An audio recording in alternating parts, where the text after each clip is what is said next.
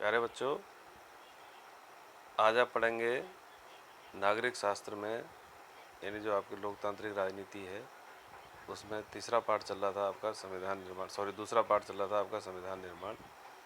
उसमें संस्थाओं का स्वरूप क्या होना चाहिए ये हम पढ़ेंगे। अभी तक आपने सारे देशों की, जो अफ्रीका की, दक्षिण अफ्रीका की और अमेरिका की और भारत के संविधान की प्रस्तावना पढ़ी थी। उसके बाद अब हम संस्थाओं के स्वरूप के बारे में बात करते हैं। संविधान सिर्फ मूल्यों और दर्शन का बयान भर नहीं है। जैसा कि हमने पहले भी बताया है कि संविधान इन मूल्यों को संस्थागत रूप देने की कोशिश है, जिसे हम भारत का संविधान कहते हैं। उसका अधिकांश हिस्सा इन्हीं व्यवस्थाओं को तय करने वाला है। यह एक बहुत ही लंबा और विस्तृत दस्तावेज है, इसलिए समय समय पर इसे नया रूप देने के लिए इसमें बदलाव की ज़रूरत पड़ती है। भारतीय संविधान के निर्माताओं को लगा कि इसे लोगों की भावनाओं के अनुरूप चलना चाहिए और समाज में हो रहे बदलावों से दूर नहीं रहना चाहिए। उन्होंने इसे पवित्र, स्थायी और न बदले जा सकने वाले कानून के रूप में नहीं देखा था, इसलिए उन्होंने बदलावों को समय समय पर शामिल करने का प्रावधान भी रखा। इन बदलावों को संविधान संशोधन कहते हैं। जैसे संविधान की कोई धारा है, उसमें कोई बदलाव करना है, कोई अनुच्छेद है उसमें कोई बदलाव करना है, तो उसको संविधान संशोधन कहा जाता है। संविधान ने संस्थागत व्यवस्थाओं को बड़ी कानूनी भाषा में दर्ज किया है।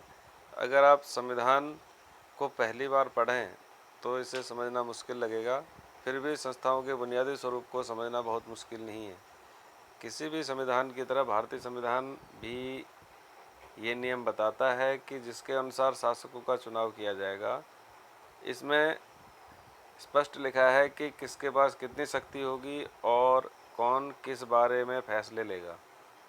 यानी कि भारतीय संविधान में ये बताया गया है कि जिनके अनुसार शासकों का चुनाव किया जाएगा वो कौन होंगे, और इसमें स्पष्ट लिखा है कि किसके पास कितनी शक्ति होगी। प्रधानमंत्री के पास कितनी होगी, राष्ट्रपति के पास कितनी होगी, मुख्यमंत्री के पास कितनी होगी, सबकी शक्तियों के बारे में इसमें लिखा हुआ है। साथ ही संविधान नागरिकों को कुछ स्पष्ट अधिकार देकर सरकार के लिए लक्ष्मण रेखा तय कर देता है कि सरकार इससे आगे नहीं बढ़ सकती, और कुछ ऐसे अधिकार भी दे रखे हैं जिसमें कि नागरिकों को, देश के नागरिकों को, जिसमें सरकार उसमें हस्तक्षेप नहीं कर सकती, उसमें संशोधन नहीं हो सकता है। पुस्तक के शेष 3 अध्याय भारतीय संविधान के इन्हीं 3 पक्षों के बारे में हैं। प्रत्येक इसके आगे वाले जो हम पाठ पढ़ेंगे वो सब पाठ किस में है, इन्हीं बारे में है कि जो लक्ष्मण रेखा जो तय कर रखी है कि लक्ष्मण रेखा उसके आगे नहीं बढ़ पाएंगी, नहीं बढ़ सकती। इसमें लिखा है ना, एक लक्ष्मण रेखा तय कर देता है कि सरकार इससे आगे नहीं बढ़ सकती। यानी कुछ ऐसे अधिकार दे रखे हैं जहाँ पर एक लक्ष्मण रेखा है, उसके आगे आप बढ़ना बड़ा मुश्किल है। तो अब इसमें इस अध्याय में हम पढ़ेंगे 3 जो आगे के पाठ हैं, उन 3 पाठों में भारतीय संविधान के बारे में ही इसमें ज़्यादातर है। और नागरिक शास्त्र की जो किताब है इसमें ज़्यादातर आप लोग पढ़ेंगे संविधान के निर्माण के बारे में, संविधान कैसे बना और दूसरा संविधान में क्या क्या है, यानी हमें कौन कौन से अधिकार दिए गए हैं, राष्ट्रपति के क्या अधिकार हैं, प्रधानमंत्री के क्या अधिकार हैं, देश कैसे चलता है, ये सब उसमें लिखा हुआ है उस संविधान में। और इसके बारे आगे वही चीज़ें आप लोग पढ़ेंगे।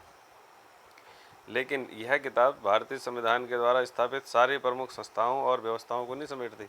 इसका मतलब ये नहीं समझ लेना कि आपने 9th की पूरी नागरिक शास्त्र पढ़ ली तो आपने पूरा संविधान पढ़ लिया, ऐसा नहीं है। इसमें इसके कुछ पहलुओं पर आपको अगले वर्ष की किताब में चर्चा होगी, यानी जब आप 10th में चले जाएंगे तो थोड़ा बहुत वहाँ भी आएगा संविधान निर्माण के या संविधान के बारे में जो भी चीज़ें आएंगी। तो आपका ये पार्ट क्लियर हो चुका है, संविधान निर्माण कैसे हुआ, किन किन लोगों ने किया और क्या क्या चीज़ें इसमें शामिल की गई और कितना संघर्ष इसमें रहा। अब आगे आप लोग पढ़ेंगे संविधान के अंदर क्या है। फ़िलहाल इस पाठ में जो आपके मेन पॉइंट थे, इन पॉइंटों को देख लें और इनको लिख भी लें आप लोग।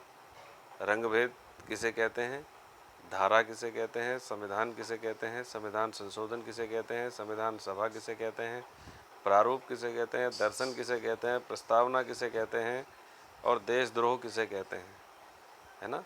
देशद्रोह किसे कहते हैं, देश की सरकार को उखाड़ फेंकने की कोशिश करने का अपराध देशद्रोह कहलाता है। संविधान सभा किसे कहते हैं, जनप्रतिनिधियों की वह सभा जो संविधान लिखने का काम करती है। प्रारूप किसे कहते हैं, किसी कानूनी दस्तावेज का प्रारंभिक रूप यानी पहले का रूप। तो कहने का मतलब ये सब इनको आप लिख लेंगे। इसके बाद आपके आपका ये चैप्टर समाप्त होता है। मैं आपको इसके आगे के क्वेश्चन आंसर आपको भेज दूंगा, है ना, और आप लोग उनको लिख लेंगे। इस पाठ में अगर आपको कुछ समझ में ना आया हो तो आप लोग अपने विचार व्हाट्सएप ग्रुप के माध्यम से भेज सकते हैं। धन्यवाद।